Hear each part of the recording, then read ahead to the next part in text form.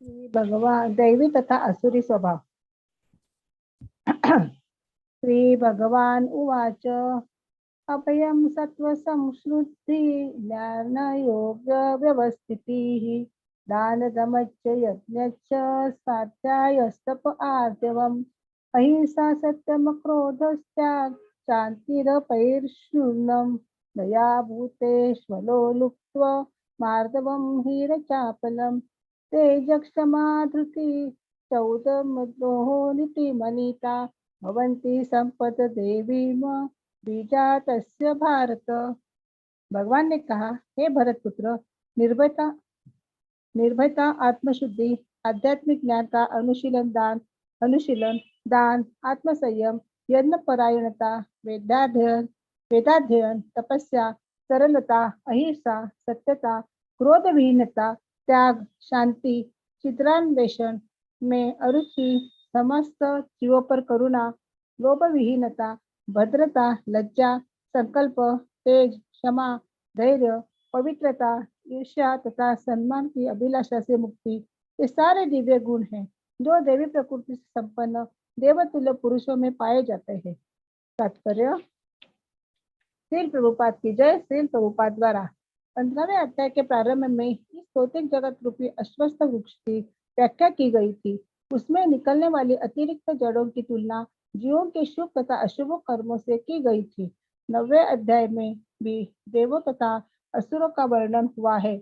अब वैदिक अनुष्ठानों के अनुसार तत्वगुण में किए गए सारे कार्य मुक्ति पथ में प्रगति करने के लिए शुभ माने जाते हैं और ऐसे कार्यों को देवी प्रकृति कहा जाता है। जो लोग इस देवी प्रकृति में स्थित होते हैं वे मुक्ति के पथ पर अग्रसर होते हैं। इसके विपरीत उन लोगों के लिए जो रजो तथा तमोगुण में रहकर कार्य करते हैं मुक्ति की कोई संभावना नहीं रहती। उन्हें तो मनुष्य की तरह किसी भौतिक जगत में रहना होता है, फिर वे पशु योनि में या इसमें भी निम्न योनि में अवतारित होते हैं। इस 16वें अध्याय में भगवान देवी प्रकृति तथा उसके गुणों एवं आसुरी प्रकृति तथा उसके गुणों का समान रूप से वर्णन करते हैं। वे इन गुणों के लाभों तथा हानियों का भी वर्णन करते हैं। दिव्य गुणों या दैवी प्रवृत्तियों से युक्त उत्पन्न व्यक्ति के प्रसंग में प्रयुक्त अभिजातस्य शब्द बहुत सारगर्भित है। देवी परिवेश में संतान उत्पन्न करने का वैदिक शास्त्र से गर्भाधान संस्कार कहा गया है। यदि माता पिता चाहते हैं दिव्य गुण से युक्त संतान उत्पन्न हो तो उन्हें सामाजिक जीवन में मनुष्य के लिए बताए गए 10 नियमों का पालन करना चाहिए। भगवत गीता में हमें पहले से ही पढ़ चुके हैं कि अच्छी संतान उत्पन्न करने के निमित्त मैथुन जीवन साक्षात कृष्ण है। मैथुन जीवन गर्भित नहीं है। यदि इसका कृष्ण भावनामृत में प्रयोग किया जाए तो जो लोग कृष्ण भावनामृत में है वह कम से कम उन्हें तो कुत्ते बिल्लियों की तरह संतानें उत्पन्न नहीं करनी चाहिए। उन्हें ऐसी संतानें उत्पन्न करनी चाहिए जो जन्म लेने के पश्चात कृष्ण भावनामृत हो सके। कृष्ण भावनामृत में तल्लीन माता पिता से उत्पन्न संतानों को इतना लाभ तो मिलना ही चाहिए। माता जी पूरा पढ़ू ना या थोड़ा थोड़ा बताते हैं? हरे कृष्ण माता जी। हरे कृष्ण। वर्णाश्रम धर्म नामक सामाजिक संस्था जो समाज को सामाजिक जीवन के 4 विभागों एवं काम धंधों अथवा वर्णों के 4 विभाग में विभाजित करती है, मानव समाज को जन्म के अनुसार विभाजित करने के उद्देश्य से नहीं है। ऐसा विभाजन शैक्षिक योग्यताओं के आधार पर किया जाता है। यह विभाजन समाज में शांति तथा संपन्नता बनाए रखने के लिए है।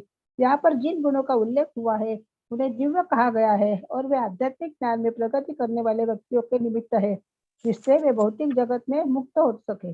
वर्णाश्रम संस्था में सन्यासी को समस्त सामाजिक वर्णों तथा आश्रमों में प्रधान या गुरु माना जाता है। ब्राह्मण को समाज के 3 वर्णों क्षत्रियों, वैश्यों तथा शूद्रों का गुरु माना जाता है, लेकिन सन्यासी इस संस्था के शीर्ष पर होता है और ब्राह्मणों का भी गुरु माना जाता है। सन्यासी की पहले योग्यता निर्भयता होनी चाहिए, क्योंकि सन्यासी को किसी सहायक के बिना एकाकी रहना होता है। अतएव भगवान भी कृपा ही उसका एकमात्र आश्रय होता है। जो यह सोचता है कि सारे संबंध तोड़ लेने के बाद मेरी रक्षा कौन करेगा, तो उसे संन्यास आश्रम स्वीकार नहीं करना करना चाहिए। उसे यह पूर्ण विश्वास होना चाहिए कि कृष्ण या अंतर्यामी स्वरूप परमात्मा सदैव अंतर में रहते हैं। वे सब कुछ देखते रहते हैं और जानते हैं कोई कोई क्या करना चाहता है। इस तरह मनुष्य को दृढ़ विश्वास होना चाहिए कि परमात्मा स्वरूप कृष्ण शरणागत व्यक्ति की रक्षा करेंगे। उसे सोचना चाहिए, मैं भी अकेला नहीं हूँ। भले ही मैं गहनतम जंगल में क्यों न रहूं, मेरा साथ कृष्ण देंगे और सब तरह से मेरी रक्षा करेंगे। ऐसा विश्वास अभयम का या निर्भयता कहलाता है। संन्यास आश्रम में व्यक्ति की ऐसी मनोदशा आवश्यक है। तब हरे उससे कृष्ण माता जी। हरे कृष्ण। मैं पढ़ूं माता जी? हाँ पढ़ो। जी माता जी। हरे कृष्ण। तब उसे अपने अस्तित्व को शुद्ध करना होता है। संन्यास आश्रम में पालन किए जाने के लिए अनेक विधि विधान हैं। इसमें सबसे महत्वपूर्ण यह है कि सन्यासी को किसी स्त्री के साथ घनिष्ठ संबंध नहीं रखना चाहिए। उसे एकांत स्थान में स्त्री से बातें करने तक की मनाही है। भगवान चैतन्य सा आदर्श सन्यासी थे और जब वे पुरी में रह रहे थे तो उनकी भक्तजनों को उनके पास नमस्कार करने तक के लिए नहीं आने दिया जाता था। उन्हें दूर से ही प्रणाम करने के लिए आदेश था। यह स्त्री जाति के प्रति घृणा भाव का चिन्ह नहीं था, अपितु सन्यासी पर लगाया गया प्रतिबंध था कि उसे स्त्रियों से निकट संपर्क नहीं रखना चाहिए। मनुष्य को अपने अस्तित्व को शुद्ध बनाने के लिए जीवन कोई विशेष परिस्थिति स्तर में विधि विधानों का पालन करना होता है। सन्यासी के लिए स्त्रियों के साथ घनिष्ठ संबंध तथा इंद्रिय तृप्ति के लिए धन संग्रह वर्जित है। आदर्श सन्यासी तो स्वयं भगवान चैतन्य थे और उनके जीवन से हमें यह सीख लेनी चाहिए कि वे स्त्रियों के विषय में कितने कठोर थे। यद्यपि वे भगवान के सबसे बाध्यान अवतार माने जाते हैं, क्योंकि वे अधम से अधम बद्ध जीवों को स्वीकार करते थे।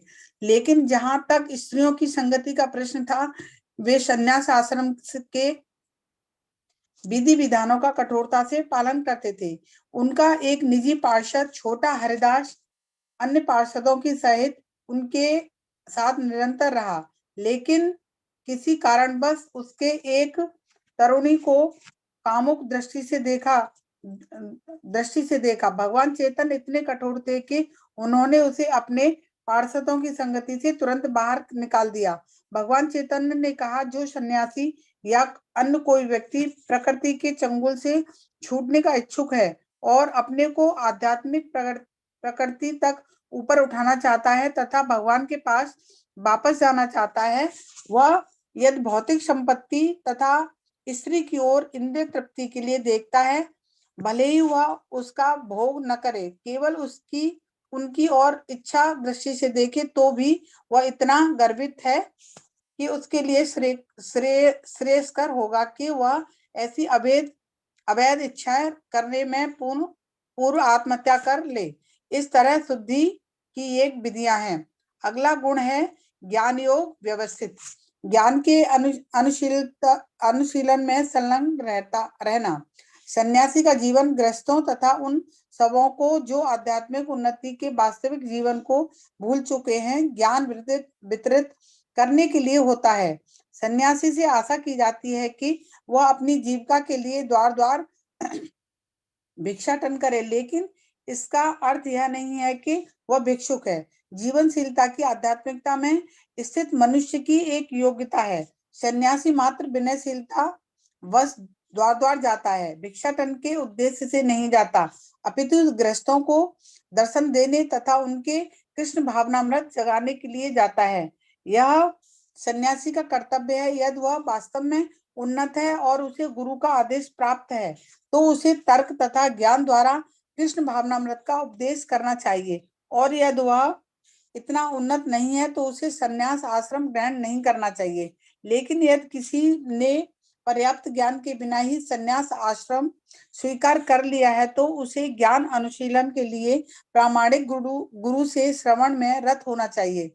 सन्यासी को निर्भीक होना चाहिए। उसे सत्व शुद्धि तथा ज्ञान योग में स्थित होना चाहिए। अगला गुण दान है। दान गृहस्थों के लिए है। गृहस्थों को चाहिए कि वे निष्कपटता से जीवन यापन करना सीखें और कमाई का 50% विश्व भर में कृष्ण भावनामृत के प्रचार में खर्च करें। इस प्रकार से गृहस्थ को चाहिए कि ऐसे कार्य में लगे संस्था समितियों को दान दे। दान योग्य पात्र को दिया जाना चाहिए। जैसा आगे वर्णन किया जाएगा, दान भी कई तरह का होता है। ज्ञान तथा यथा सतोगुण, रजोगुण तथा तमोगुण में दिया गया दान। सतोगुण में दिए जाने वाले दान की संस्तुति शास्त्रों ने की है, लेकिन रजोगुण तथा तमोगुण में दिए गए दान की संस्तुति नहीं है, क्योंकि यह धन का अपव्यय मात्र है। संसार भर में कृष्ण भावनामृत के प्रचार हेतु ही दान दिया जाना चाहिए। ऐसा दान सतोगुणी होता है। जहां तक दम आत्म संयम का प्रश्न है, यह धार्मिक समाज के लिए, आश्रमों के लिए नहीं है, अपितु गृहस्थ के लिए विशेष रूप से है। यद्यपि उससे उसके पत्नी होती है, लेकिन उसे चाहिए कि व्यर्थ ही अपनी इंद्रियों का विषय भोग की ओर न मोड़े। गृहस्थों पर ही मैथुन जीवन के लिए प्रतिबंध है और इसका उपयोग केवल संतानोत्पत्ति के लिए किया जाना चाहिए। यदि वह संतान नहीं चाहता तो उसे अपनी पत्नी के साथ विषय भोग में लिप्त नहीं होना चाहिए। आधुनिक समाज मैथुन जीवन का भोग करने के लिए ही निरोध विधियों का या अन्य घृणित विधियों का उपयोग करता है, जिससे संतान का उत्तरदायित्व न उठाना पड़े। यह दिव्य गुण नहीं, अपितु आसुरी गुण है।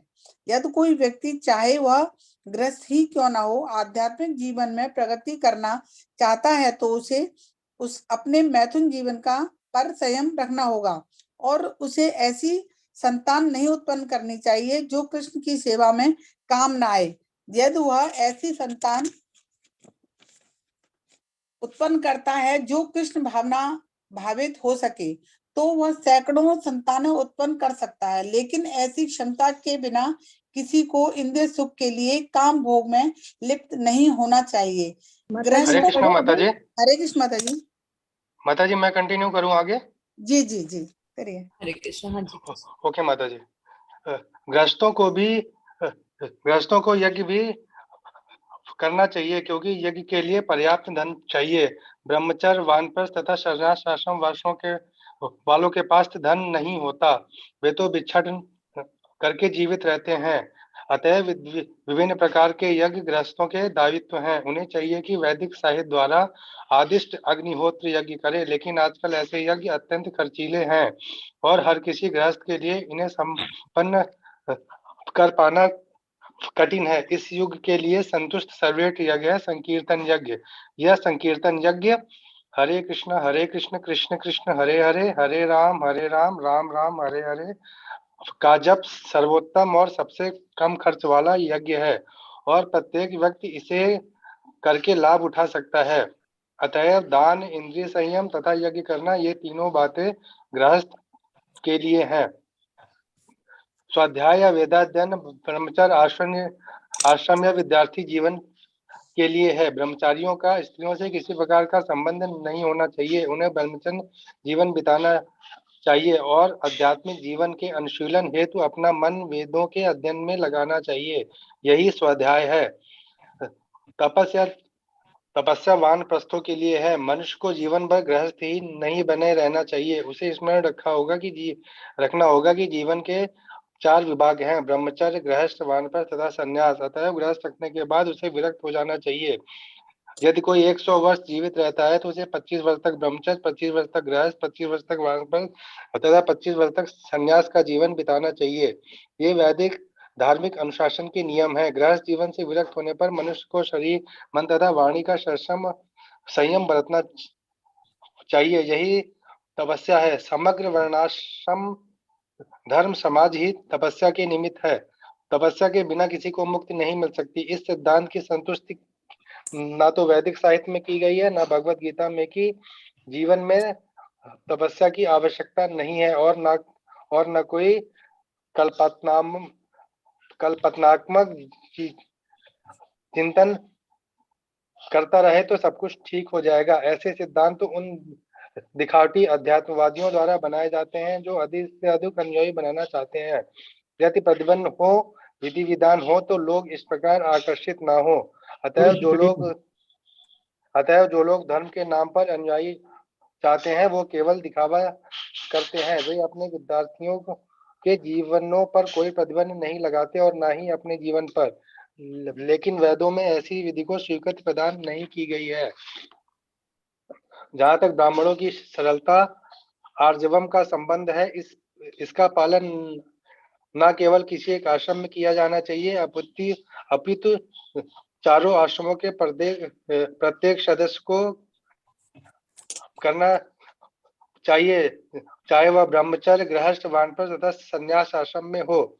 मनुष्य को अत्यंत सरल तथा सीधा होना चाहिए। अहिंसा का अर्थ है कि किसी जीव के प्रगतिशील जीवन को रोकना।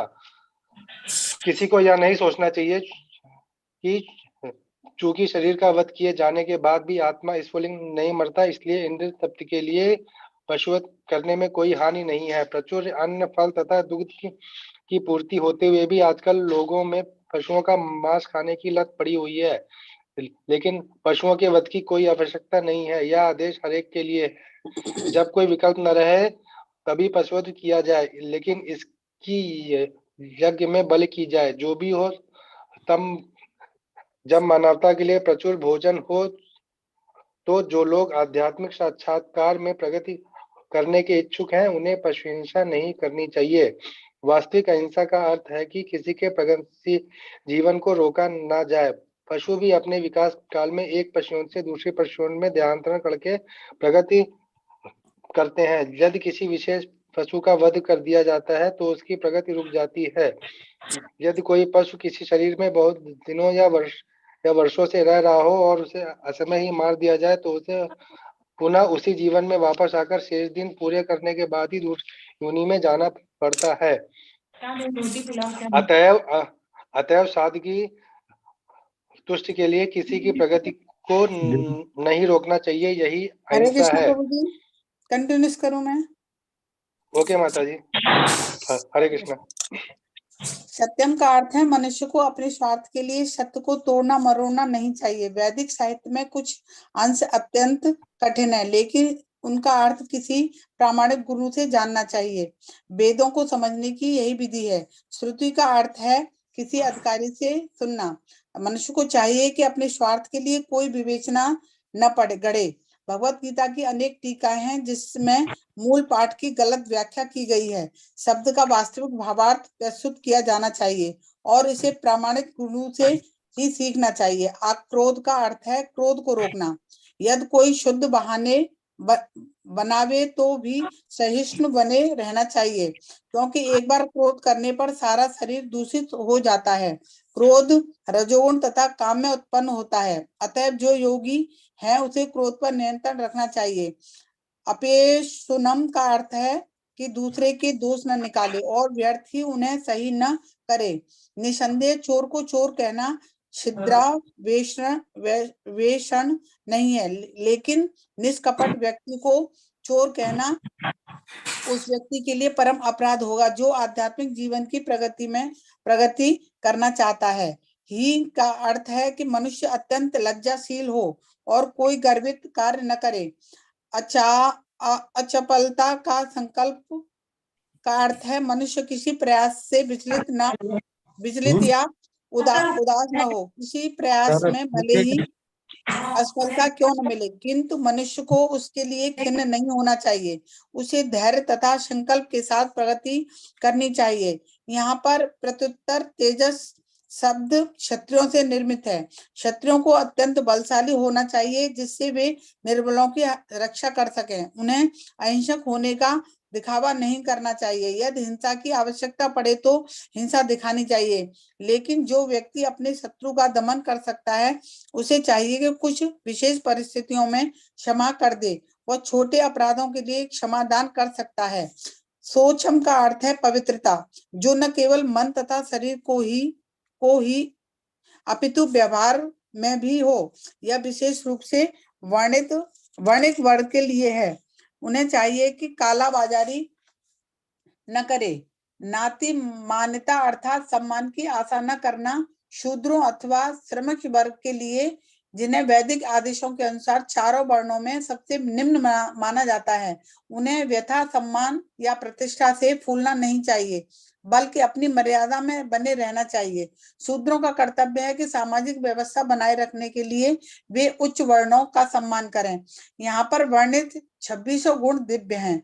वर्णाश्रम धर्म के अनुसार इसका आचरण होना चाहिए। सारांश यह है कि भले ही भौतिक परिस्थितियों सोचनीय हो, यदि सभी वर्णों के लोग इन गुणों का अभ्यास करें तो वे क्रमशः आध्यात्मिक अनुभूति के सर्वोच्च पद तक उठ सकते हैं। हरे कृष्ण माता ji. Hare Krishna. Hare Krishna. Thank you so much माता ji and Prabhu ji.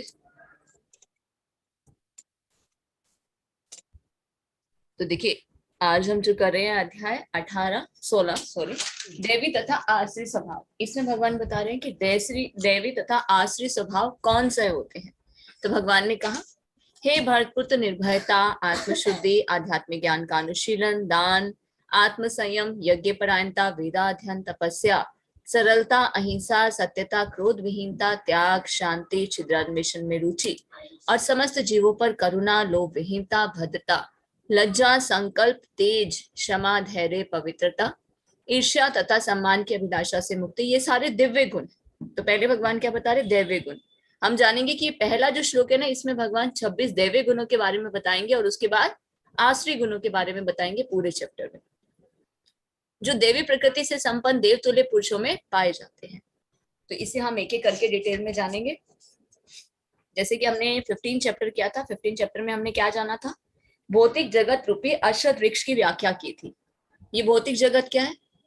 What वृक्ष के समान है। कैसा? परछाई। जैसे हम देखते हैं कि जल में कोई प्रतिबिंब देखते हैं तो कैसा दिखाई देता है? रिवर्स। उसी प्रकार नदी के किनारे अगर कोई वट का वृक्ष है और नदी के जल में उसकी हम परछाई देखते हैं तो एकदम रिवर्स दिखाई देता है। उसी प्रकार से भौतिक जगत क्या है? आध्यात्मिक जगत का एकदम उल्टा है। तो उससे निकलने वाली जड़ों की तुलना जीवों के शुभ और अशुभ कर्मों से की गई। तो 9वें अध्याय में भी देवी आश्रय गुणों का वर्णन हुआ था और यहाँ भगवान डिटेल में बताते हैं कि कौन से देवी गुण होते हैं। जो देवी गुणों वाले होते हैं वो मेरी शरण ग्रहण करते हैं। देवी प्रकृति से संपन्न देवतुल्य पुरुषों में ये सब गुण पाए जाते हैं। तो यहाँ पर बता रहे हैं सबसे पहले निर्भयता। निर्भयता का क्या अर्थ है? सन्यासी को समस्त सामाजिक वर्णों और आश्रमों में प्रधान गुरु माना जाता है। 4 वर्ण 4 आश्रम होते हैं, ब्राह्मण, क्षत्रिय, वैश्य और शूद्र। ब्राह्मण जो है वो गुरु माना जाता है किसका? समाज का। पर इनसे भी ऊपर कौन है? शीर्ष पर सन्यासी। सन्यासी का पद एक ब्राह्मण से, जो 100 ब्राह्मण होते हैं उच्च कोटि के ब्राह्मण, उनके बराबर होता है एक सन्यासी का पद, जिसका भागवता में वर्णन किया गया है। तो सन्यासी की पहली योग्यता क्या होनी चाहिए? निर्भयता। कौन सी निर्भयता? कि कृष्ण की कृपा ही उसका एकमात्र आश्रय है। सन्यास का अर्थ क्या होता है? भौतिक जगत से अपने संबंधों को त्याग देना। तो सन्यासी के अंदर क्या भावना होनी चाहिए? वो क्या सोचना चाहिए कि सारे संबंध तोड़ लेने के बाद मेरी रक्षा कौन करेगा? उसे ये नहीं सोचना चाहिए कि मेरी रक्षा कौन करेगा। वो पूर्ण रूप से भगवान पे डिपेंडेंट होता है कि मेरी रक्षा करने वाले कृष्ण हैं, वो मेरा साथ देंगे। उसे सोचना चाहिए कि मैं कभी भी अकेला नहीं हूँ, भले ही मैं गहन अंधकार जंगल में ही क्यों ना हो, हमेशा कृष्ण मेरा साथ देंगे और मेरी रक्षा करेंगे। ये गुण जो है इसे क्या कहा जाता है? निर्भयता। तो संन्यास आश्रम में व्यक्ति की ऐसी मनोदशा आवश्यक है। लेकिन निर्भयता का गुण तो एक सन्यासी में तो होना चाहिए, हम में भी होना चाहिए कि भगवान हमारी रक्षा करेंगे। ये क्या है? किसी में तो स्वतः ये गुण पाए जाते हैं कि पूर्ण रूप से भगवान पे डिपेंडेंसी होती है, पूरी तरह से भगवान पर शरणागत होते हैं। नहीं तो इन गुणों को डेवलप करना चाहिए। एक शॉर्ट स्टोरी आपको बताते हैं चैतन्य चरितामृत में से। चैतन्य महाप्रभु जब प्रकट होते हैं तो पंच तत्व के साथ प्रकट होते हैं। कौन है? जय श्री कृष्ण चैतन्य प्रभु नित्यानंदा श्री अद्वैत गदाधरा श्रीवासादि गौर भक्तवृंद। चैतन्य महाप्रभु, नित्यानंद प्रभु, अद्वैताचार्य, गदाधर पंडित और श्रीवास। चैतन्य महाप्रभु कौन है? स्वयं कृष्ण, राधा कृष्ण के कंबाइंड फॉर्म। नित्यानंद प्रभु कौन है? बलराम जी। अद्वैताचार्य कौन है? सदाशिव और महाविष्णु के कंबाइंड फॉर्म। गदाधर पंडित कौन है? श्रीमती राधा रानी। श्रीवास पंडित कौन है? नारद मुनि। तो चैतन्य महाप्रभु की लीला में नारद मुनि श्रीवास के रूप में आते हैं और श्रीवास पंडित के साथ चैतन्य महाप्रभु की बहुत ही सुंदर पास्ट टाइम है जिसे आप चैतन्य चरितामृत में जान सकते हैं। तो श्रीवास पंडित हमेशा चैतन्य महाप्रभु के साथ ही रहते थे। क्योंकि अभी भी ऐसा बताया जाता है कि चैतन्य महाप्रभु श्रीवास आंगन में संकीर्तन करते हैं, और जब इस धरा जगत में थे तब भी श्रीवास आंगन में कीर्तन करते थे। तो श्रीवास पंडित हमेशा चैतन्य महाप्रभु के साथ ही रहा करते थे। तो एक बार चैतन्य महाप्रभु ने श्रीवास पंडित से कहा, श्रीवास, तुम्हारा तो इतना बड़ा परिवार है, तुम्हारे घर में तुम्हारी पत्नी है, बच्चे हैं, तुम्हारा भाई है, उनकी पत्नी है और उनके बच्चे हैं, तुम तो कुछ काम भी नहीं करते, पूरा दिन तुम तो सिर्फ मेरे साथ ही रहते हो, संकीर्तन आंदोलन में ही भाग लेते रहते हो, मेरी ही सेवा में लगे रहते हो, तो तुम्हारा गुजारा कैसे चलता होगा? तुम्हें ना कुछ काम जरूर करना चाहिए। तो श्रीवास पंडित क्या करते हैं, 3 ताली बजाते हैं। चैतन्य महाप्रभु हैरान हो जाते, ये 3 ताली का क्या अर्थ है? तो श्रीवास पंडित बताते, पहली ताली, अगर एक भी दिन मैं और मेरा परिवार बिना कुछ खाए पिए सो जाए। दूसरी ताली, अगर दूसरे दिन मैं और मेरा परिवार बिना कुछ खाए पिए सो जाए। तीसरी ताली, मैं और मेरा परिवार बिना कुछ खाए पिए सो जाए तो चौथे दिन मैं आत्महत्या कर लूंगा। चैतन्य महाप्रभु हैरान हो जाते, ये क्या कह दिया तुमने? तो श्रीवास पंडित कहते हैं, जब इस पूरे जगत को चलाने वाले महाप्रभु मैं आपकी सेवा में लगा हूं, अगर मैं आपकी सेवा में लगा हूं, आप पूरे जगत का भरण पोषण करते, क्या मेरा भरण पोषण नहीं करेंगे? देखिए, ये डेडिकेशन होना चाहिए कि भगवान है, मेरी सभी आवश्यकताओं को पूरा करेंगे, मेरी रक्षा करेंगे। पर कुछ लोग क्या कहते हैं, ये चीजें ना प्रैक्टिकल नहीं है, हमें करना चाहिए कुछ। ऐसे थोड़ी ना भगवान हर एक के लिए बैठे हुए हैं, भगवान हर एक की रिस्पॉन्सिबिलिटी लेंगे, हर एक की रक्षा करेंगे, हर एक की आवश्यकताओं को पूरा करेंगे।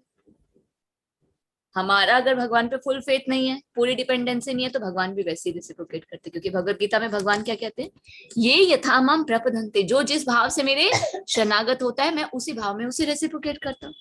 अब हमारी डिपेंडेंसी जैसी भगवान पर है, भगवान भी रेसिप्रोकेट करेंगे। अगर हम कहेंगे नहीं नहीं, भगवान तो हमारी रक्षा नहीं कर सकते, भगवान तो हमारी आवश्यकताओं की पूर्ति नहीं कर सकते, हमें अपना मेंटेनेंस खुद करना पड़ेगा, तो भगवान के कहते हैं अच्छा मैं नहीं कर सकता, तुम ही कर सकते ना, जाओ तुम ही करो। फिर भगवान हमारा कोई भी ध्यान नहीं रखते।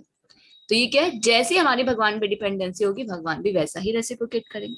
और देखिए, भगवत गीता में तो भगवान अपने श्रीमुख से खुद कहते हैं कि जो मेरे शरणागत होता है उसकी जो आवश्यकताएं हैं वो मैं पूरी करता हूँ, और जो उसके पास है उसकी मैं रक्षा करता हूँ, है ना।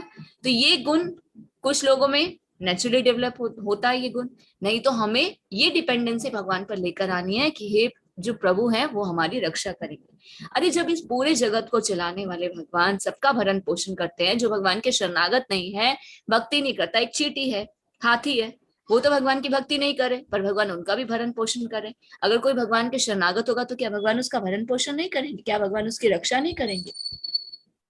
तो ये निर्भयता का गुण होना दैवी प्रकृति के देवतुल्य पुरुषों में पाया जाता है। फिर नेक्स्ट आता है आत्मशुद्धि।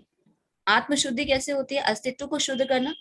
देखिए, संन्यास आश्रम पालन किए जाने के लिए बहुत सारे विधि विधान होते हैं। सबसे महत्वपूर्ण क्या है कि सन्यासी का किसी भी स्त्री के साथ संबंध नहीं होना चाहिए, उसे एकांत में स्त्री से बात करने से मना ही। अभी हम देखते हैं ना, आसाराम बापू का टॉपिक जो है वो कितना हेडलाइन में रहा काफी समय से, कि वो गलत कार्य में लिप्त पाए गए, सन्यासी थे, गलत कार्य में लिप्त पाए गए, उन्हें जेल भी हो गई, उम्र कैद की सजा भी हो गई। ये क्यों हुआ?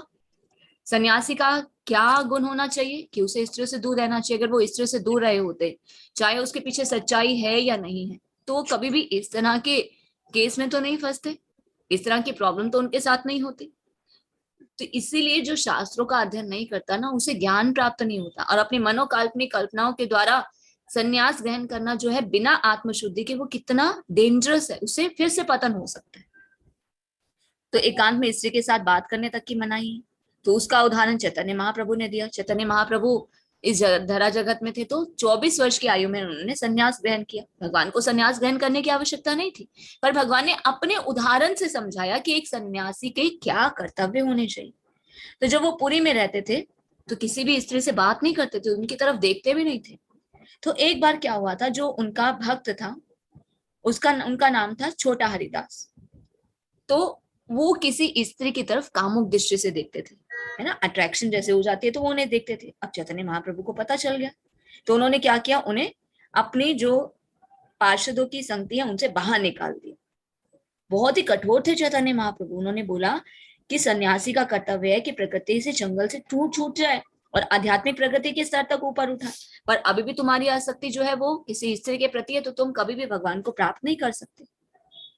देखिए, साथ रहना तो दूर की बात, चैतन्य महाप्रभु क्या बोलता है, एक स्त्री की तरफ देखना भी नहीं चाहिए। ये सब क्या है, शुद्धि की विधि। तो अभी हम समाज में क्या देखते हैं, बहुत सारे सन्यासी जो है बिना आत्मशुद्धि के क्या करते हैं, सन्यास ग्रहण कर लेते हैं, फिर से वो नीचे गिर जाते हैं। तो बिना आत्मशुद्धि के जो सन्यास है बहुत ही खतरनाक है। तो आत्मशुद्धि का गुण क्या है, वो देव तुल्य पुरुषों में पाया जाता है। फिर नेक्स्ट आता है आध्यात्मिक ज्ञान का अनुशीलन। ज्ञान के अनुशीलन में संलग्न रहना। तो सन्यासी को जीवन ग्रस्तों और उन सबको आध्यात्मिक जीवन के वास्तविक जीवन को जो भूल चुके हैं ज्ञान वितरित करने के लिए होता है। सन्यासी का क्या कर्तव्य है, जो ग्रस्त आश्रम में है वो भगवान को भूल चुके हैं, उन्हें जाकर बताए ताकि वो भगवत भक्ति में आगे बढ़ सके।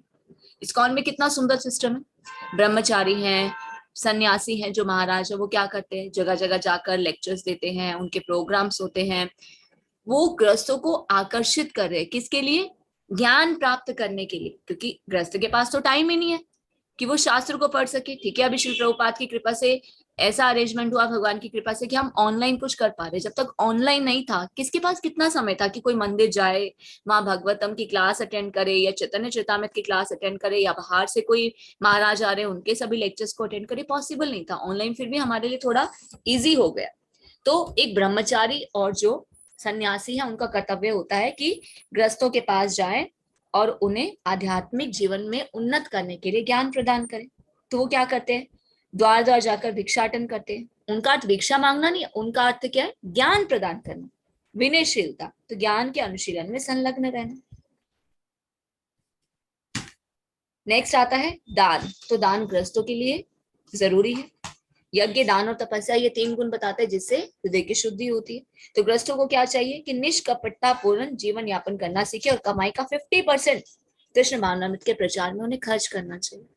देखिए, हमारे शास्त्र में जो बताया गया 50% हमें जो हमारी कमाई होती है उसे दान देना चाहिए, 25% हमें खर्च के लिए रखना चाहिए, फ्यूचर के लिए, और 25% हमारी जो आवश्यकताएं हैं उन पे हमें लगाना चाहिए। पर ये सोच कर ना लोग डर जाते हैं, अरे ये क्या, शास्त्रों में तो लिखा हम तो इतनी मेहनत करते हैं, 50% दान में देना चाहिए। तो हमारे आचार्य ने क्या छूट दी है, आप कम से कम अपनी कमाई का कुछ % भी दान देंगे तो उससे भी आप आध्यात्मिक उन्नति कर सकते हैं।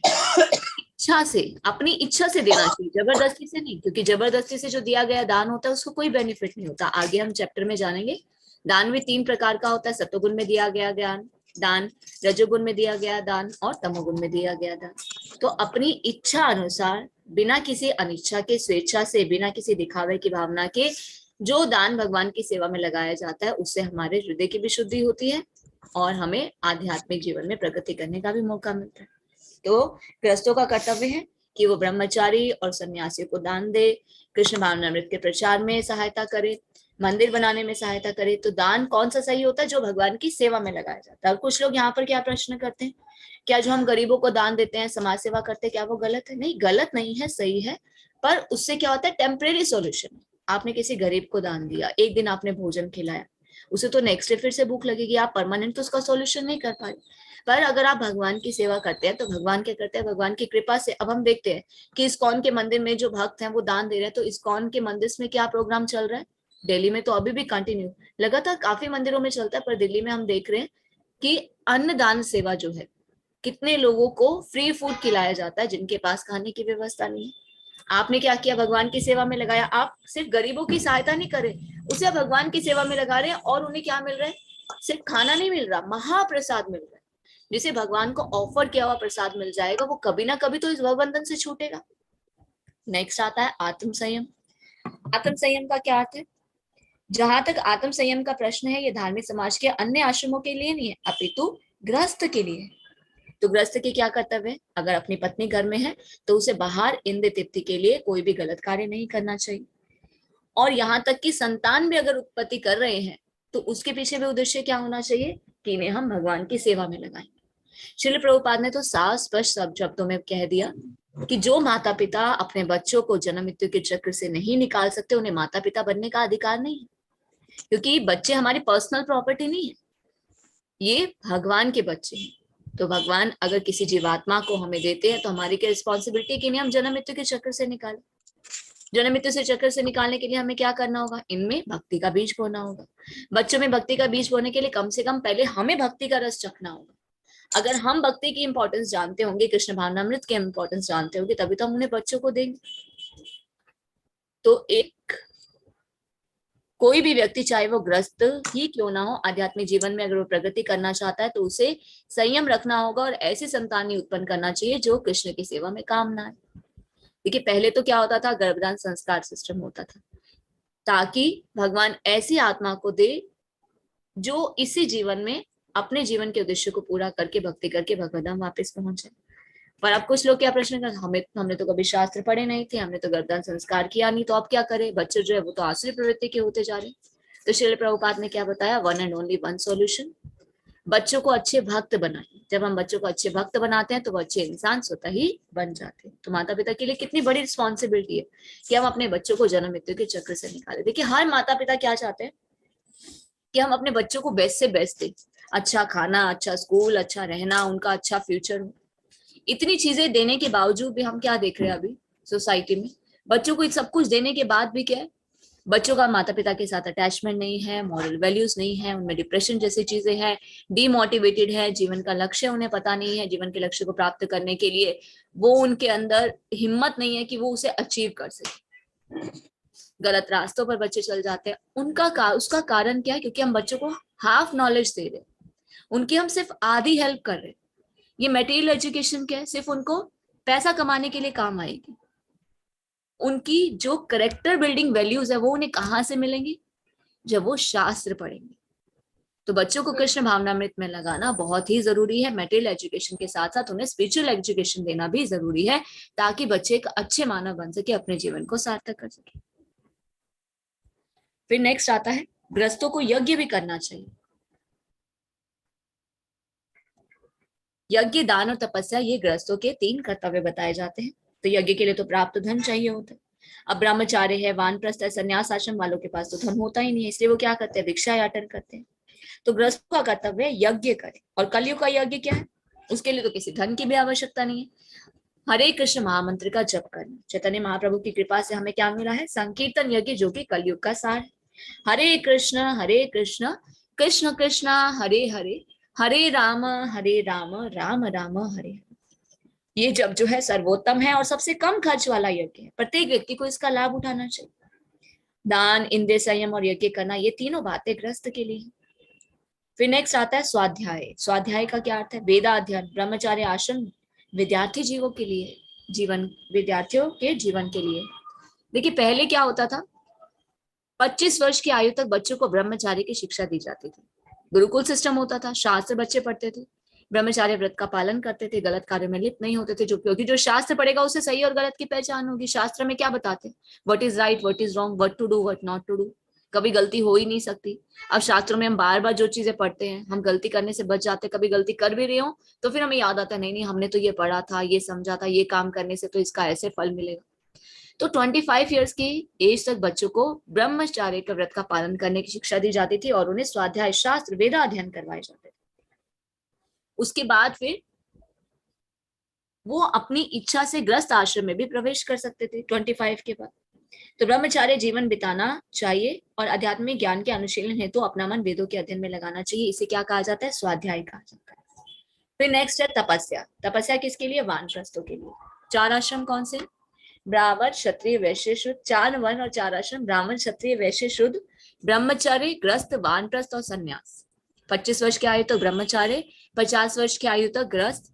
25 में आप डिवाइड कर दीजिए अगर याद करना हो तो। 25 वर्ष की आयु तक ब्रह्मचार्य, 50 वर्ष की आयु तक ग्रस्त, 75 की एज तक वानप्रस्थ और 75 में संन्यास। तो 50 वर्ष की आयु तक आप ग्रस्त जीवन का पालन कीजिए, इंद्रिय तृप्ति कीजिए, बच्चों को बड़ा कीजिए, बच्चों को इतना कैपेबल बनाइए कि वो अपने जीवन की आवश्यकताओं को अच्छे से पूरा कर सके। तो सारी जिम्मेदारी बच्चों के ऊपर डालकर और फिर भगवत भक्ति में अपना मन लगाइए।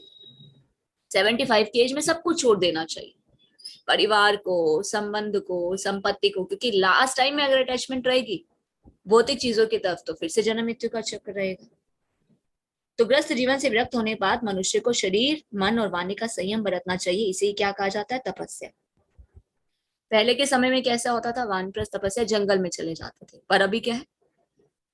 जंगल में जाने की आवश्यकता नहीं है। अभी तो श्री प्रभुपाद की कृपा से जगह जगह इस्कॉन के मंदिर हैं। आप वृंदावन जा सकते हैं, मायापुर जा सकते हैं, जहां आप रहते हैं आसपास किसी इस्कॉन मंदिर में रह सकते हैं, नहीं तो इस्कॉन मंदिर के आसपास आप घर ले सकते हैं, ताकि आप अपना समय भगवान की तरफ ज्यादा लगा सके। नेक्स्ट आता है ब्राह्मणों की सरलता। जहां तक ब्राह्मणों की सरलता का संबंध है, उसका पालन न केवल किसी एक आश्रम में किया जाना चाहिए, अपितु चारों आश्रमों में प्रत्येक सदस्य को करना चाहिए। ब्राह्मण का क्या कर्तव्य होता है? शास्त्रों को पढ़ना और सबको भगवत भक्ति में विकसित करना। तो ये चारों आश्रम का कर्तव्य है। पहले ब्राह्मण क्या करते थे? वैश्यों को, शूद्रों को, क्षत्रियों को, सबको जाकर भगवान के बारे में बताते थे, क्योंकि शास्त्रों का अध्ययन करके सबको ज्ञान वो प्रदान करते थे।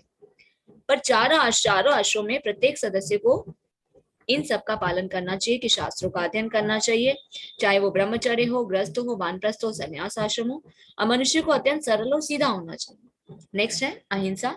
अहिंसा का अर्थ है कि किसी जीव के प्रगतिशील जीवन को ना रोकना।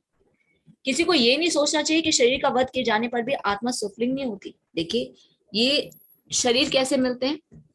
इंद्रिय तृप्ति की इच्छा कर्म फल के अनुसार मिलते हैं। अगर कोई अपनी इंद्रिय तृप्ति के लिए पशु वध करता है तो उससे क्या होता है? अभी तो वो अपने कर्म के फल का भोग कर रहा था, आपने क्या किया? उसके साइकिल को रोक दिया, उस चक्र को रोक दिया, तो आपको उसका रिजल्ट क्या मिलेगा? फिर से आपको वैसा ही जन्म मिलेगा और फिर से आपकी कोई ऐसे हत्या करे। भगवान ने तो हमें खाने की कितनी व्यवस्था करके दी है, फल, दूध, सब्जियां, अनाज, लेकिन लोग क्या कर रहे हैं? अपने इंद्रिय तृप्ति के लिए पशुओं का मांस खाने के लिए उनका वध कर रहे हैं। किसी के भी प्रगतिशील जीवन को रोकना नहीं चाहिए, क्योंकि पशु भी अपने विकास काल में एक पशु योनि से दूसरी पशु योनि में देहांतर करके प्रगति करते हैं। मान लीजिए कोई कुत्ता है, अभी वो कुत्ते की योनि का भोग कर रहा है, मनुष्य योनि में उसने जो भी कर्म किए थे उसके अनुसार, फिर आगे उसका अपग्रेडेशन कैसे होगा? हो सकता है शेर की योनि मिले, फिर आगे अपग्रेडेशन कैसे होगा? फिर गाय की, और अच्छी योनियां प्राप्त होती है ताकि वो प्रगति कर सके। फिर गाय की योनि के बाद उसे मनुष्य योनि प्राप्त होगी। तो इस तरह से क्या होता है? अपग्रेडेशन होता है। पर हम क्या करते हैं? इंद्रिय तृप्ति करने के लिए अगर कोई व्यक्ति इनका वध कर देता है तो उस चक्र को रोक देता है, उस देहांतर की प्रगति को रोक देता है।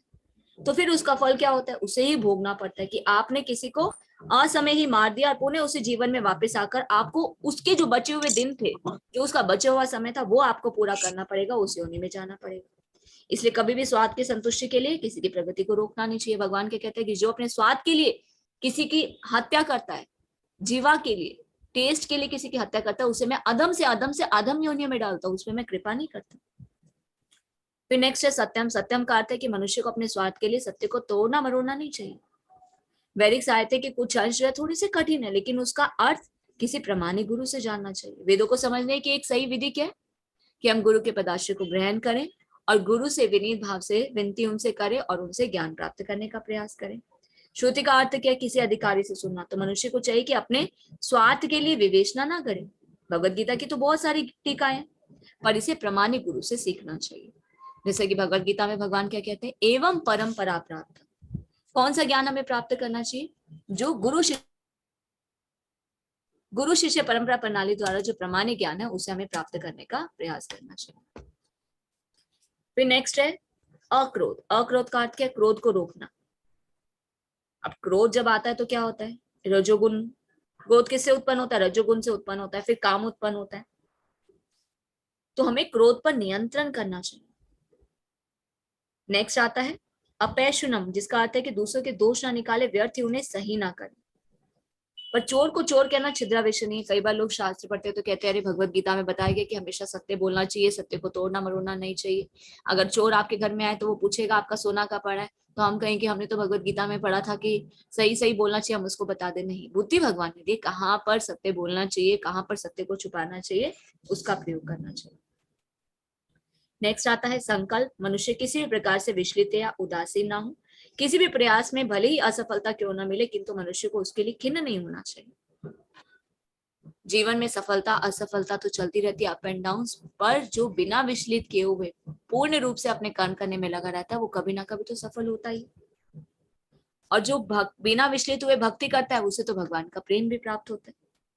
नेक्स्ट है तेजस। शब्द जो है क्षत्रियो के निमित्त है। क्षत्रियो को अत्यंत बलशाली होना चाहिए जिससे वे निर्बलों की रक्षा कर सके। तो जैसा कहा जाता है कि जो हिंसा है वो गलत है, पर क्षत्रिय जो है वो तो हिंसा करते हैं, वो क्षत्रिय का कर्तव्य है। जैसे कि अर्जुन क्या कहते हैं कि मैं युद्ध नहीं करना चाहता, ये तो मेरे सगे संबंधी है।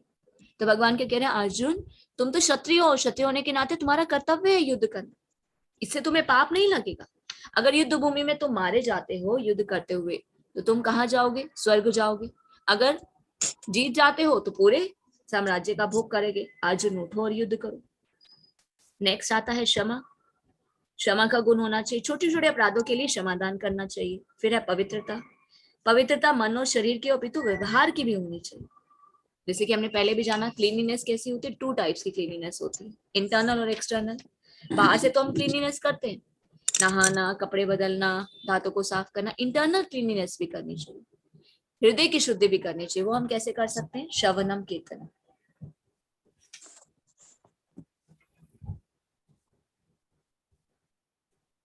तो यहाँ पर 26 गुण वर्णन किए गए हैं जो कि दिव्य है। वर्णाश्रम धर्म के अनुसार इनका आचरण होना चाहिए। सारांश यह है कि भले ही भौतिक परिस्थितियां शोचनीय हो, यदि सभी वर्णों के लोग इन गुणों का अभ्यास करें तो वे क्रमशः आध्यात्मिक अनुभूति के सर्वोच्च पद तक पहुंच सकते हैं। हरे कृष्णा। तो अभी तक ये फर्स्ट श्लोक में भगवान ने जो बताया, जो हमने ये श्लोक किया, 1 सेकंड, 3 श्लोक किए। 3 श्लोक में भगवान ने बताया दैवी गुणों के बारे में। अब इसके बाद पूरे चैप्टर में भगवान बताएंगे आसुरी गुणों के बारे में। हरे कृष्ण। हरे कृष्ण माता जी। नेक्स्ट कौन पढ़ेगा? हरे कृष्ण। हरे कृष्ण माता जी। पढ़ू माता जी? हरे कृष्ण माता जी पढ़ू? हाँ जी माता जी पढ़ो। जी माता जी। दंभः दर्प अभिमानं च क्रोधं पारुष्य एवं च अज्ञानं च अविजातस्य पार्थ संपदम आसुरियम। हे प्रथापुत्र, दंभ, दर्प, अभिमान, क्रोध, कठोरता तथा अज्ञान ये आसुरी स्वभाव वालों के गुण हैं। तात्पर्य श्रील प्रभुपाद जी की जय। श्रील प्रभुपाद द्वारा इस श्लोक में नरक के राजमार्ग का वर्णन है। आसुरी स्वभाव वाले लोग धर्म तथा आत्म विद्या की प्रगति का आडंबर रचना चाहते हैं, भले ही वे अपने उनके सिद्धांतों का पालन न करते हों। वे सदैव किसी शिक्षा या प्रचुर संपत्ति का अधिकारी होने का दर्प करते हैं। वे चाहते हैं कि अन्य लोग उसकी पूजा करें और सम्मान दिखलाएं, भले ही वे सम्मान के योग्य न हो। ये छोटी छोटी बातों पर क्रुद्ध हो जाते हैं, खरी खोटी सुनाते हैं और नम्रता से नहीं बोलते। वे यह नहीं जानते कि क्या करना चाहिए और क्या नहीं करना चाहिए। वे अपनी इच्छा अनुसार सनकवश सारे कार्य करते हैं। वे किसी प्रमाण को नहीं मानते। वे ये आसुरी गुण तभी से प्राप्त करते हैं जब वे अपनी माताओं के गर्भ में होते हैं, और ज्यों-ज्यों वे बढ़ते हैं त्यों-त्यों वे अशुभ गुण प्रकट होते हैं। देवीय संपत विमोक्षाय निर्बंधाय आसुरी मता मासुच संपदम देवीय अविजात असि पांडव। दिव्य गुण मोक्ष के लिए अनुकूल हैं और आसुरी गुण बंधन दिलाने के लिए हैं। हे पांडुपुत्र, तुम चिंता मत करो, क्योंकि तुम देवी गुणों से युक्त होकर जन्मे हो। तात्पर्य श्रील प्रभुपाद द्वारा श्रील प्रभुपाद जी की जय। भगवान कृष्ण अर्जुन को यह कहकर प्रोत्साहन करते हैं कि वह आसुरी गुणों के साथ नहीं जन्मा है। युद्ध में उसका सम्मिलित होना आसुरी नहीं है, क्योंकि वह उसके गुण दोषों पर विचार कर रहा था। वह यह विचार कर रहा था कि भीष्म तथा द्रोण जैसे प्रतिष्ठित महापुरुषों का वध किए जाए या नहीं। अतएव वह न तो क्रोध के वशीभूत होकर कार्य कर रहा था, न झूठी प्रतिष्ठा या निष्ठुरता के अधीन होकर। अतः वह आसुरी स्वभाव का नहीं था। क्षत्रिय के लिए शत्रु पर बाण बरसाना दिव्य माना जाता है और ऐसे कर्तव्य से विमुख होना आसुरी। अतएव अर्जुन के लिए शोक संताप करने का कोई कारण न था। जो कोई भी जीवन के विभिन्न आश्रमों के विधानों का पालन करता है वह दिव्य पद पर स्थित होता है। हरे कृष्ण माता जी।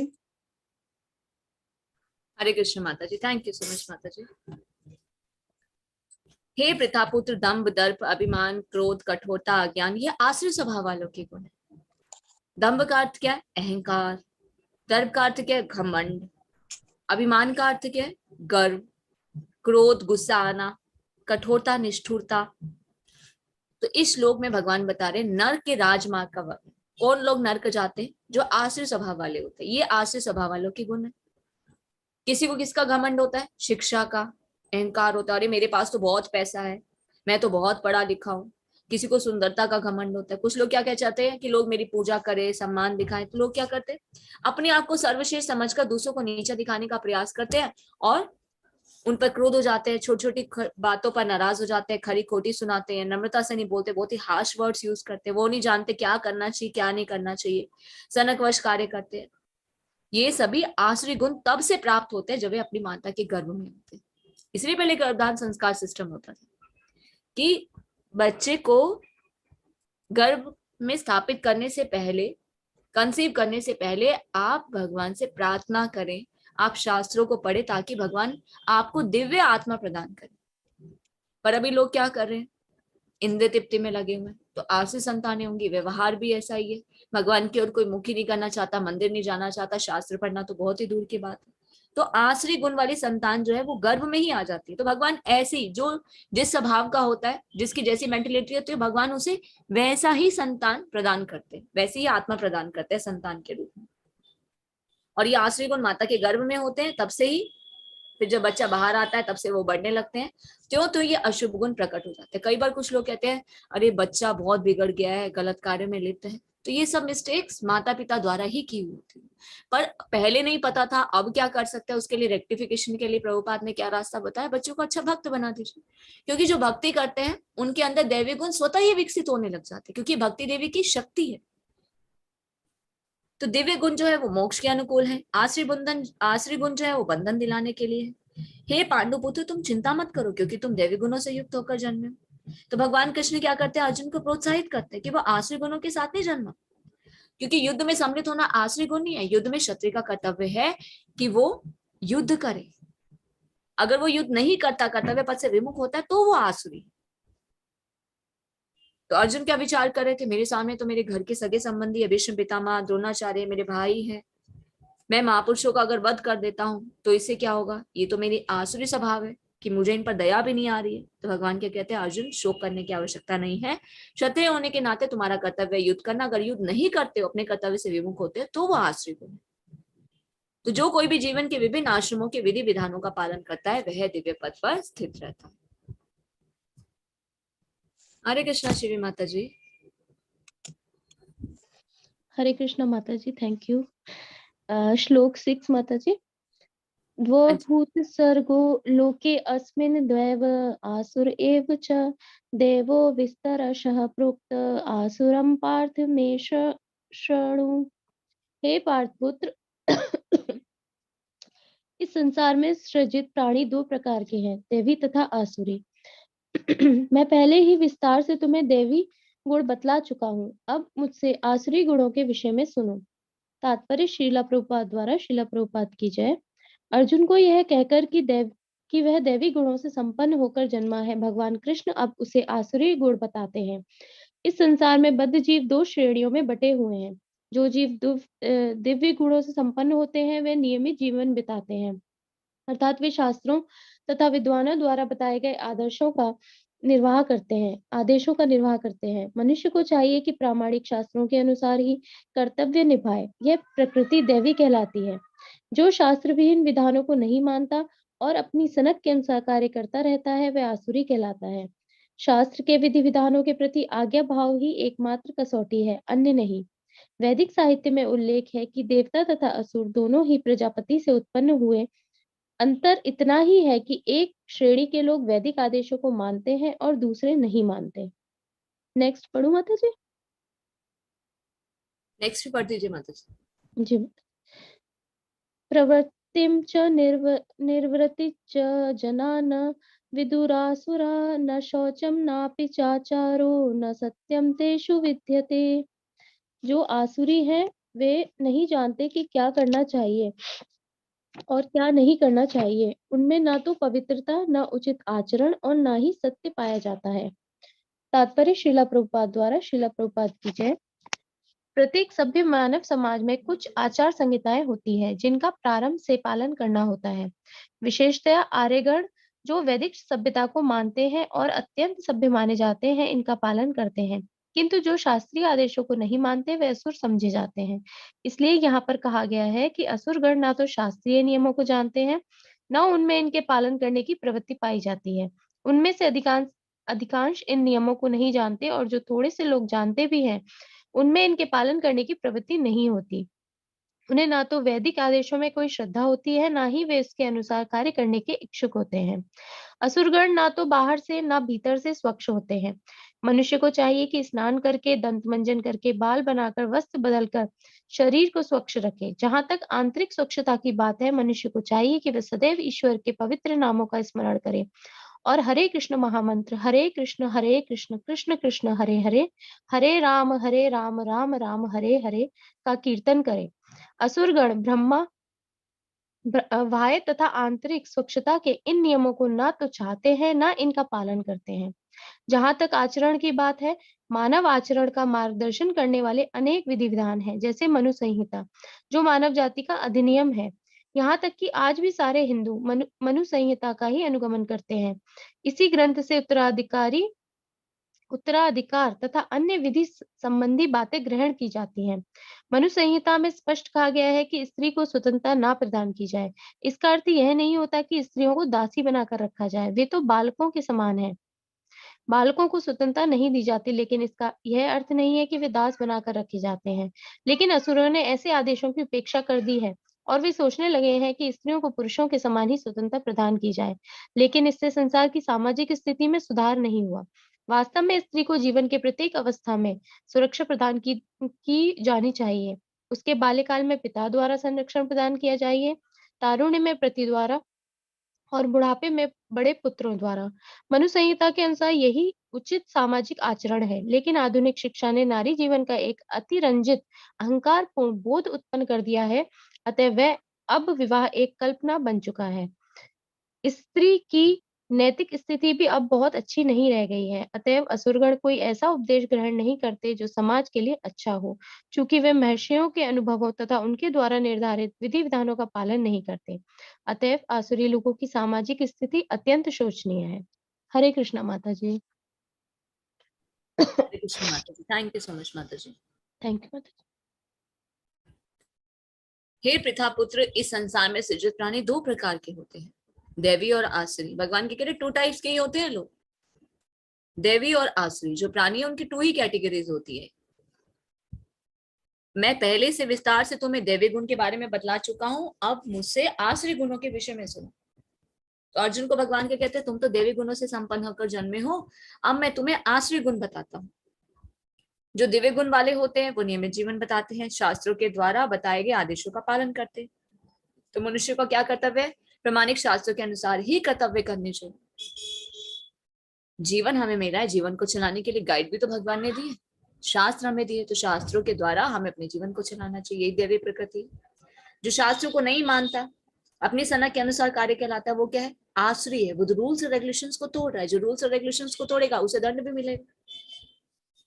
तो वैदिक साहित्य में उल्लेख है कि देवता और असुर दोनों ही प्रजापति से उत्पन्न हुए। अंतर यही है कि एक श्रेणी के लोग वैदिक आदेशों को मानते हैं, दूसरे नहीं मानते। जो वैदिक आदेशों को मानते हैं, शास्त्रों को पढ़ते हैं, शास्त्रों के आदेशों के द्वारा ही जीवन निर्वाह करते हैं, वो दैवी गुण वाले होते हैं।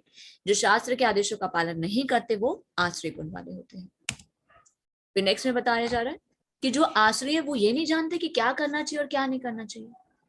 ना तो उनमें पवित्रता होती है, ना उचित आचरण होता है, ना ही सत्य पाया जाता है। प्रत्येक मानव समाज में कुछ आचार संहिता है, किसका पालन करना है, किसका नहीं पालन करना। जो शास्त्रीय आदेशों को नहीं मानते वो कौन है? असुर है। कुछ लोग तो है जिन्हें पता है कि ये गलती नहीं करनी चाहिए, फिर भी उसका पालन नहीं करते। बताया गया है कि शास्त्र में ये कार्य नहीं करने चाहिए, फिर भी ध्यान नहीं देते, फिर भी अपनी इच्छा अनुसार, अपनी सनक के अनुसार कार्य करते। तो वो कौन है? आसुरी प्रवृत्ति वाले लोग हैं, कि श्रद्धा होने के बावजूद भी फिर भी वो उनके अनुसार नहीं कार्य करते। तो मनुष्य को चाहिए कि आंतरिक और बाह्य रूप से स्वच्छ होने का प्रयास करे। बाह्य रूप से स्वच्छता कैसे होती है? स्नान करके, दंत मंजन करके, बाल बनाकर, शरीर को स्वच्छ करके। आंतरिक स्वच्छता की बात है तो मनुष्य को चाहिए भगवान के पवित्र नामों का स्मरण करे और कीर्तन करे।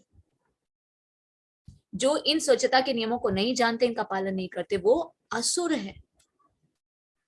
और जहां तक आचरण की बात है, मानव आचरण का मार्गदर्शन करने के लिए बहुत सारे विधि विधान है, जिनका वर्णन किसमें दिया गया? मनु संहिता में, जो मानव जाति का अधिनियम है। इस समाज में जो भी नियम और कानून बनाए गए हैं या उनका कुछ पालन जो किया जा रहा है, वो किसके अनुसार होता है? मनु संहिता के अनुसार। पर अब तो वो भी फॉलो नहीं कर रहे। यहाँ तक कि आज भी सारे हिंदू मनु संहिता का ही अनुगमन करते हैं। तो ग्रंथों से उत्तराधिकार अन्य संबंधी बातें ग्रहण की जाती है। मनु संहिता में स्पष्ट रूप से बताया गया कि स्त्री को स्वतंत्रता नहीं प्रदान करनी चाहिए। पर स्त्री क्या होती है, कुछ जो फीमेल्स होती है वो ये सोच कर ये क्या, शास्त्रों में तो हर जगह यही बताया गया है कि स्त्री को स्वतंत्रता नहीं मिलनी चाहिए, ये क्या डोमिनेट करके रखा जाता है, क्यों इतना बोला जाता है कि स्त्रियों को ये सब नहीं करना चाहिए। स्त्रियों को दासी बनाकर रखा जाए ये नहीं कहा गया, ये कहा गया है स्पष्ट रूप से कि स्वतंत्रता ना प्रदान की जाए। क्यों? क्योंकि स्त्री जो है वो बालक के समान होती है। बालकों को स्वतंत्रता नहीं दी जाती, छोटे बच्चों को। इसका मतलब ये तो नहीं है कि बच्चों को दास बना के रखा जाता है।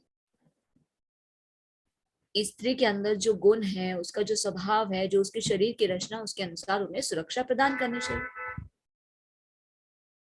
जैसा कि मनु संहिता के अनुसार क्या बताया जाता है कि बाल्यकाल में स्त्री को पिता के संरक्षण में रहना चाहिए, और जब युवा हो जाती है तो शादी के बाद पति के संरक्षण में रहना चाहिए, बुढ़ापे में पुत्र के संरक्षण में रहना चाहिए। यही सही आचरण है।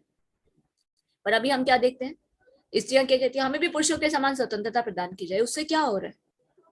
समाज की स्थिति अच्छी तो नहीं हुई, खराब ही होती जा रही। लेकिन आधुनिक शिक्षा ने नारी जीवन का एक अंतरंजित अहंकारपूर्ण बोध उत्पन्न कर दिया है कि अब विवाह एक कल्पना बन चुका है। इससे की नैतिक स्थिति भी अब बहुत अच्छी नहीं रह गई। असुरगुण ऐसा कोई उपदेश ग्रहण नहीं करते जो समाज के लिए अच्छा हो। वे महर्षियों के अनुभवों, उनके द्वारा निर्धारित विधि विधानों का पालन भी नहीं करते। इसलिए आश्रय लोगों की सामाजिक स्थिति अत्यंत शोचनीय है। इसलिए हम कहते हैं नहीं तो कलयुग का प्रभाव है, कितने गलत कार्य हो रहे, क्योंकि लोग शास्त्रों का अध्ययन नहीं कर रहे, शास्त्रों को पढ़ भी नहीं रहे। जब पढ़ेंगे नहीं तो पता कैसे चलेगा कि क्या विधि विधान है, किनका पालन करना चाहिए, क्या कर्तव्य होने चाहिए और कैसा आचरण होना चाहिए। इसलिए समाज में क्या बढ़ रही है? अव्यवस्था बढ़ रही है, आश्रय प्रवृत्ति के लोग बढ़ रहे हैं, जो कि सामाजिक स्थिति के लिए बहुत ही शोचनीय है। हरे कृष्णा राघवेंद्र प्रभु जी। हरे कृष्णा माता जी। असत्यम प्रतिष्ठम ते जगदाहुर्नीश्वरम अपरस्परम संभूतम किम्यम तकाम हेतुकम। वे कहते हैं कि यह जगत मिथ्या है, इसका कोई आधार नहीं है और इसका नियमन किसी ईश्वर द्वारा नहीं होता है। उनका कहना है कि यह कामेक्षा से उत्पन्न होता है और काम के अतिरिक्त कोई अन्य कारण नहीं है। तात्पर्य से शीला प्रभुपाद जी की जय। आसुरी लोग यह निष्कर्ष निकालते हैं कि यह जगत माया जाल है, इसका न कोई कारण है, न कार्य, न नियामक, न कोई प्रयोजन, हर वस्तु मिथ्या है। उनका कहना है कि यह दृश्य जगत आकस्मिक भौतिक क्रियाओं तथा प्रतिक्रियाओं के कारण है। वे यह नहीं सोचते कि ईश्वर ने किसी प्रयोजन से इस संसार की रचना की है। उनका अपना सिद्धांत है कि यह संसार अपने आप उत्पन्न हुआ है। यह विश्वास करने का कोई कारण नहीं है कि इसके पीछे किसी ईश्वर का हाथ है। उनके लिए आत्मा तथा पदार्थ में कोई अंतर नहीं होता और वे परमात्मा को स्वीकार नहीं करते। उनके लिए हर वस्तु पदार्थ मात्र है, यह पूरा जगत मानो अज्ञान का पिंड है। उनके अनुसार प्रत्येक वस्तु शून्य है, जो भी सृष्टि दिखती है वह केवल दृष्ट भ्रम के कारण है। वे इसे सच मान बैठते हैं कि विभिन्नता से पूर्ण यह सारी सृष्टि अज्ञान का प्रदर्शन है। जिस प्रकार स्वप्न में हम ऐसी अनेक वस्तुओं की सृष्टि कर सकते हैं जिनका वास्तव में कोई अस्तित्व नहीं होता। अतः जब हम जाग जाते हैं तो देखते हैं कि सब कुछ स्वप्न मात्र था, लेकिन वास्तव में यद्यपि असुर कहते हैं कि जीवन स्वप्न है, लेकिन वे स्वप्न को भोगने में बड़े कुशल होते हैं। अतः वे ज्ञानार्जन करने के बजाय अपने स्वप्न लोक में अधिकाधिक उलझ जाते हैं। उनकी मान्यता है कि जिस प्रकार शिशु केवल स्त्री पुरुष के संभोग का फल है, उसी तरह यह संसार बिना किसी आत्मा के उत्पन्न हुआ है। उनके लिए यह पदार्थ का संयोग मात्र है जिसने जीवों को उत्पन्न किया है। अतः आत्मा के अस्तित्व का प्रश्न ही नहीं उठता। जिस प्रकार अनेक जीवित प्राणी अकारण पसीने से ही स्वेदज तथा मृत शरीर से उत्पन्न हो जाते हैं, उसी प्रकार यह सारा जीवित संसार 10 जगत के भौतिक संयोगों से उत्पन्न हुआ है। अतएव प्रकृति ही इस संस्कार की कारण स्वरूपा है, इसका कोई अन्य कारण नहीं है। वे भगवत गीता में कहे गए कृष्ण के इन वचनों को नहीं मानते। मयाद्यक्षेण प्रकृतिरा सूर्यते सचराचरम, सारा भौतिक जगत मेरे ही निर्देश के अंतर्गत गतिशील है। दूसरे शब्दों में असुरों का कोई सिद्धांत नहीं, दूसरे शब्दों में असुरों को संसार की सृष्टि के विषय में पूरा ज्ञान नहीं है। प्रत्येक का अपना कोई न कोई सिद्धांत है, उसके अनुसार शास्त्रों की कोई एक व्याख्या दूसरी व्याख्या के ही समान है, क्योंकि वे शास्त्रीय आदेशों के मानक ज्ञान में विश्वास नहीं करते। हरे कृष्णा माता जी। हरे कृष्णा प्रभु जी, थैंक यू सो मच प्रभु जी।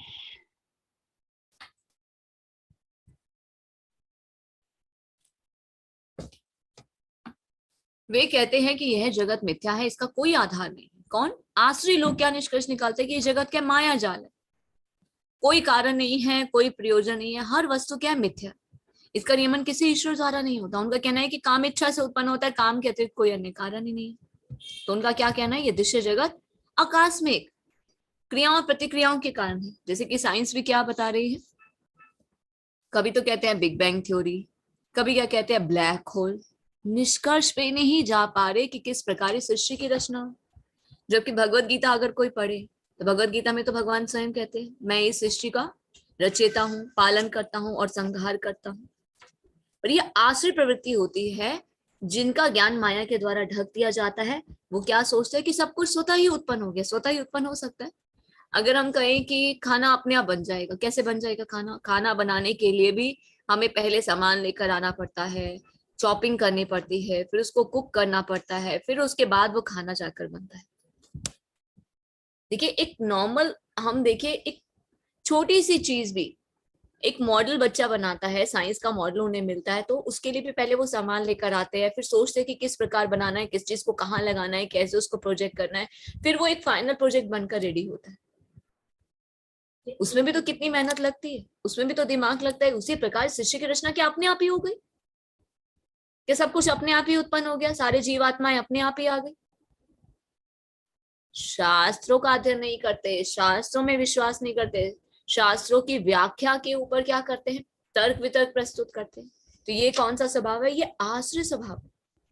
उन्हें क्या लगता है जीवन एक स्वप्न के समान है। अगर जीवन स्वप्न के समान है तो इसे भोग क्यों रहे हो आप? भोगने में तो हम बहुत ही कुशल हैं। वे ज्ञानार्जन करने के बजाय सिर्फ स्वप्न लोक में अधिकाधिक उलझे रहते हैं।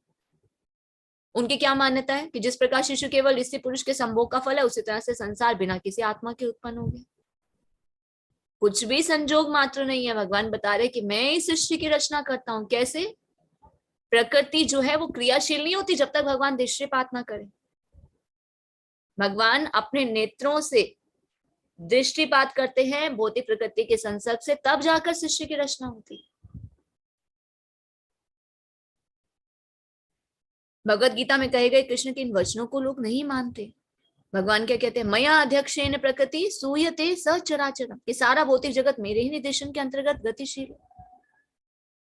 असुरों को संसार के सृष्टि के विषय में ज्ञान ही नहीं है। हर किसी का अपना अपना सिद्धांत है। उनके अनुसार शास्त्रों की कोई एक व्याख्या दूसरी व्याख्या के ही समान है, क्योंकि वे शास्त्रीय आदेशों के मानक में विश्वास नहीं करते। हरे कृष्णा। तो एक बार हम यही स्टॉप करते हैं। हरे कृष्णा। कल इस चैप्टर को हम कंप्लीट करेंगे। हरे कृष्णा एवरीवन, आप सभी का बहुत बहुत धन्यवाद। Thank you so much for joining. Attendance का लिंक चैट बॉक्स में है, तो आप सभी से रिक्वेस्ट है कि अपने अटेंडेंस को फिल करके अगर कोई लीव करना चाहता है तो लीव कर सकते हैं। अगर कोई प्रश्न है तो चैट बॉक्स में ड्रॉप कर सकते हैं।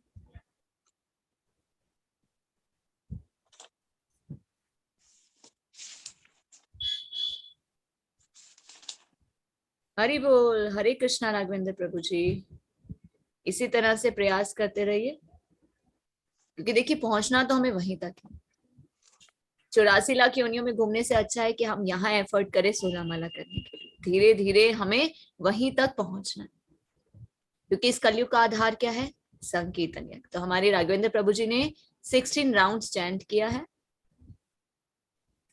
Since last week okay, last week से 16 राउंड माला कर रहे हैं, 16 माला कर रहे हैं हर रोज। हरि बोल, हरि बोल प्रभु जी, हरे कृष्णा।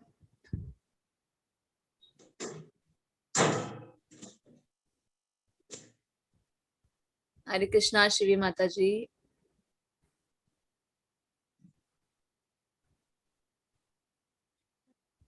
श्लोका रिसाइटेशन के लिए, ठीक है माता जी, आप हमें पर्सनली एक बार कांटेक्ट कर सकते हैं। ठीक है माता जी, थैंक यू माता जी। हरे कृष्णा राघवेंद्र प्रभु जी, दीज 26 गुणास, नहीं प्रभु जी, ये तो दैव्य गुण है। वो जो जन्म कुंडली में लाते हैं शादी के समय वो अलग होता है। ये दैव्य गुण, आसुरी गुण किसमें, कैसे पता चलता है कि कौन दैव्य गुणों से उत्पन्न है, दैव्य प्रकृति का है, कौन आसुरी प्रकृति का है? तो ये गुण भगवान बता रहे हैं कि ये 26 गुण जिसमें पाए जाते हैं वो देवतुल्य पुरुष है, और जिनमें ये गुण नहीं पाए जाते वो आसुरी पुरुष होते हैं। पर आगे भगवान बताएंगे कि दैवी गुण जो है हमें विकसित करने का प्रयास करना चाहिए। अगर हम नहीं कर पा रहे तो हमें भक्ति करनी चाहिए। जब हम भक्ति करते हैं तो धीरे धीरे ये गुण स्वतः ही विकसित हो जाते हैं। हरे कृष्ण।